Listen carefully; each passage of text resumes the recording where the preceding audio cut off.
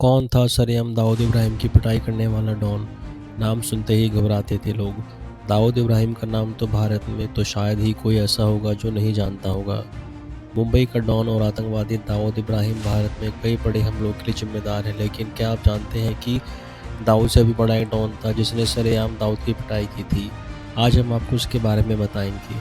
दाऊद इब्राहिम कास्कर का जन्म 1955 में मुंबई में हुआ था। वहीं उसके परवरिश मध्य मुंबई की एक झुग्गी बस्ती डोंगरी में हुई थी। दाऊद इब्राहिम के पिता एक पुलिस कांस्टेबल थे। हालांकि दाऊद इब्राहिम बचपन से ही चोरी और धोखाधड़ी के मामले में आगे था। उसने बहुत ही कम उम्र में ही चोरी, डकैती और धोखाधड़ी जैसे कामों में शामिल हो गया था। दाऊद इब्राहिम से बड़ा डॉन।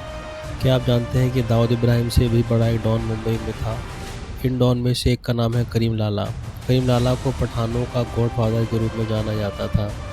बता दें, करीम लाला को माफिया वर्ल्ड में पठान सरदार के नाम से भी जाना जाता था। हालांकि करीम लाला का जन्म मुंबई में नहीं हुआ था, उसका जन्म अफगानिस्तान में हुआ था। कहा जाता है कि अफगानिस्तान में जन्म लेने के बाद करीम लाला पाकिस्तान के पेशावर से होते हुए मुंबई पहुंचा था। दाऊद से इब्राहिम से बड़ा डॉन।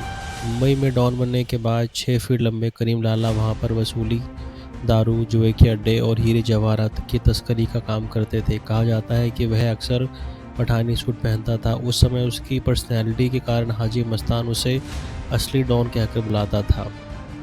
एक बार किसी मामले में करीम लाला ने सरेआम दाऊद की जमकर पिटाई की थी।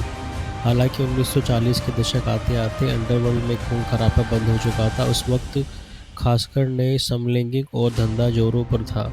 कहा जाता है कि करीम लाला ने ही मुंबई में शराब की अवैध बिक्री और जुए के अड्डे शुरू किए थे। इस डॉन ने की थी दाऊद इब्राहिम की पिटाई। मुंबई में जब दाऊद इब्राहिम ने तस्करी के धंधे में हाथ डाला तो उससे करीम लाला परेशान था, जिसके बाद इन दोनों के बीच दुश्मनी खुल के सामने आई थी। कहा जाता है कि एक बार दाऊद इब्राहिम ने मुंबई में ही करीम लाला के सामने पड़ गया था, जिसके बाद करीम लाला ने जमकर दाऊद की सरेआम पिटाई की थी।